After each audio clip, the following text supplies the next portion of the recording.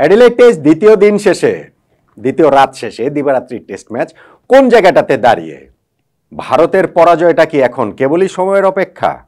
তাদের পরাজয়টা কি প্রায় নিশ্চিত হয়ে গিয়েছে? অস্ট্রেলিয়ার সিরিজে ফেরা, এক এক সমতায় ফেরাটা তৃতীয় দিনে কি হয়ে যাবে? চতুর্থ দিনে গেলেও ম্যাচটা ভারত কি এই ম্যাচ বাঁচাতে পারবে? মিরাকল ছাড়া সেই সম্ভাবনা আছে কি? মিরাকলের সম্ভাবনাই বা আসলে কতটুকু?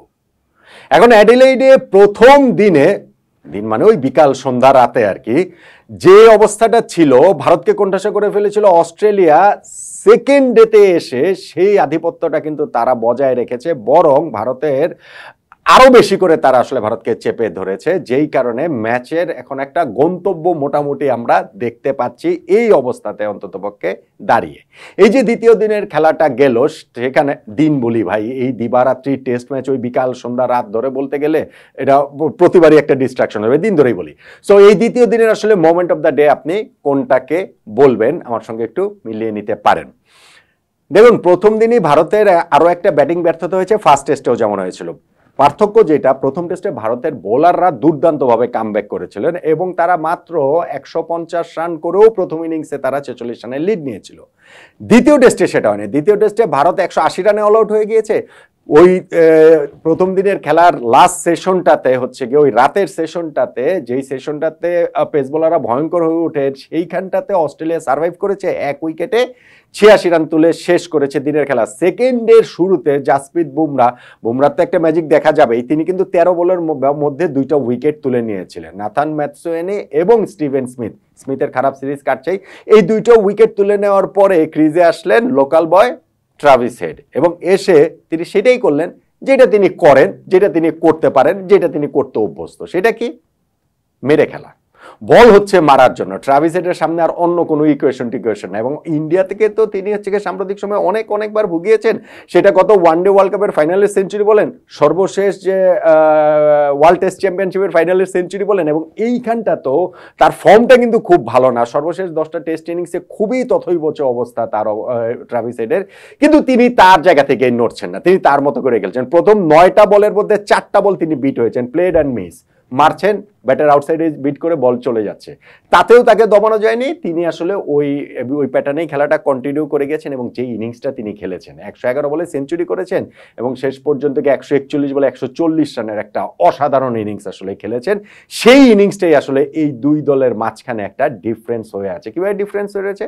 ভারত 180 রানে অল আউট হয়েছে, অস্ট্রেলিয়া অল আউট হওয়ার আগে তারা 337 করেছে, 157 রানের লিড, 140 রান ট্রাভিস হেডের। সেই জন্য বললাম তার ইনিংসটাই আসলে এই ডিফারেন্সটা হয়ে গিয়েছে।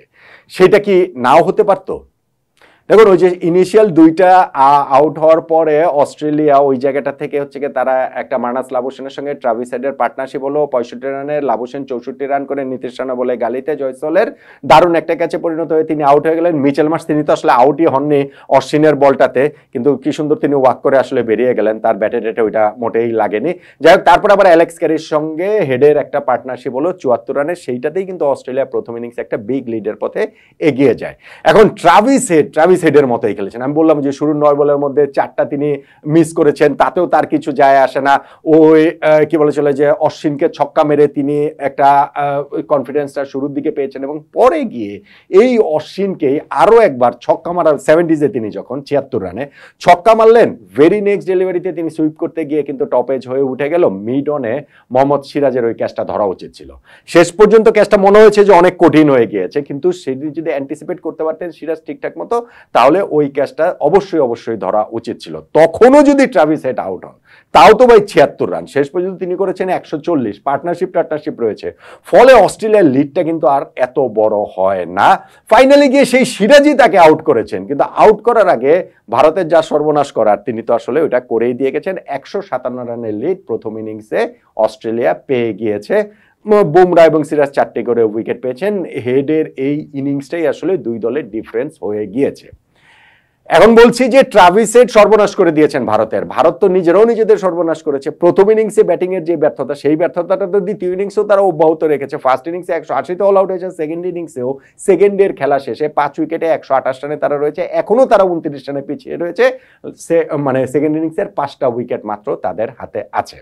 ধরুন কে এল রাহুলকে ওপেনিং এ জায়গা করে দেওয়ার জন্য রোহিত শর্মা নিজে নেমে এসেছেন 6 নম্বরে। দুইটার কোনোটাই এই টেস্টে অন্তত পক্ষে ক্লিক করলো না। কে এল রাহুল ফার্স্ট ইনিংসে 37 করেছিলেন, সেকেন্ড ইনিংসে তিনি 7 রান করে আউট হয়ে গেলেন শুরুতেই।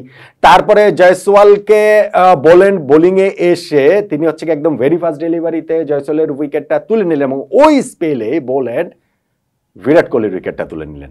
মানে বিরাট কোহলির উইকেটটা মানে কোট আনকোট এত সহজ হয়ে গিয়েছে, এইটা আসলে অ্যামেজিং। গত টেস্টেই তিনি সেঞ্চুরি করেছেন। সহজ বলাটা আসলে ঠিক হয় নাই, এত প্রেডিক্টেড হয়েছে সেইভাবে বলাটা হচ্ছে যে 4th স্ট্যাম্প 5th স্ট্যাম্প লাইনে বল করবে, বলটা একটু লাফিয়ে উঠবে এবং বিরাট কোহলি হচ্ছে ওই স্লিপ কর্ডন, গালি টালি ওইসব জায়গায় ক্যাচ দিয়ে আউট হয়ে যাবেন। সেটাই হচ্ছে টাইম এন্ড এগেন হচ্ছে এইখানেও হলো বোল্যান্ডের বলটাতে তিনি সেই হচ্ছে কট বিহাইন্ড হয়েই বিরাট কোহলিও চলে গেলেন 11 রান করে। এখন এই যে 3টা উইকেট বোল্যান্ডের এই 2টা উইকেট পর পর তুলে নেওয়াটা সেটা খুব গুরুত্বপূর্ণ। মিচেল স্টার্ক যিনি প্রথম স্পেলটাতে উইকেট পান নাই সারপ্রাইজিংলি, স্পেশালি ডে নাইট ম্যাচে, স্পেশালি এই যে পিং বলে, কিন্তু সেকেন্ড স্পেলে এসেই কিন্তু তিনি শুভমান গিলকে বোল্ড করে দিয়েছেন। আর রোহিত শর্মাও তার উইকেটটা টিকিয়ে রাখতে পারেননি, মাত্র 6 রানই করেছেন, কিন্তু সেইটা ঘটনাবহুল। তার যে ক্রিজে যে স্টেটা ছিল, প্রথম বলটাতে স্টারকে তিনি হেলমেটে তার লেগেছে, পরের বলটাতে আম্পায়ার তাকে আউট দিয়ে দিয়েছিলেন এলবিডব্লিউ, যদিও ওইটা নো বল হয়েছে পরে দেখা গেছে, যদিও দেখা গেছে সেটা ইনসাইড এজ হয়েছে, কিন্তু শেষ পর্যন্ত তিনিও টিকতে পারেননি, অল্প রানে আউট হয়ে গেছেন।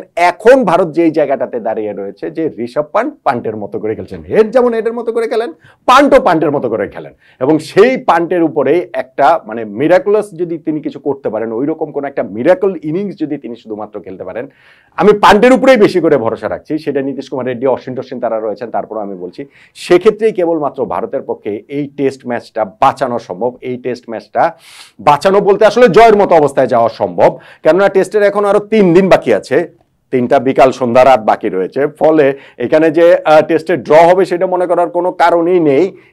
টেস্টে রেজাল্ট হবে, কোনো একটা দল জিতবে। এখন অস্ট্রেলিয়া ওভারওয়েলমিং ফেভারিট এই টেস্ট ম্যাচ জয়ের জন্য, শুধুমাত্র যদি একটা মিরাকল ঘটিয়ে দিতে পারেন স্পেশালি ঋষভ পান্ট, তাহলেই সম্ভব হচ্ছে গিয়ে ভারতের এই অবস্থা থেকে ম্যাচে কামব্যাক করা। নইলে সিরিজ আসলে 1-1 ড্র হয়ে যাচ্ছে, সেটা প্রায় নিশ্চিতভাবেই বলা যাবে। এই সেকেন্ড ডে তাহলে হচ্ছে গিয়ে মোমেন্ট অফ দ্য ডে আপনি কোনটাকে বলবেন? দেখুন, লিড তো অস্ট্রেলিয়ার হয়ে গেছে 157 রানের। ফলে এইখানটাতে ওই যে শুরুতে 13 বলের মধ্যে 2 উইকেট তুলে নিয়েছেন বুমরা, সেটাকেও আসলে বলা যাবে না।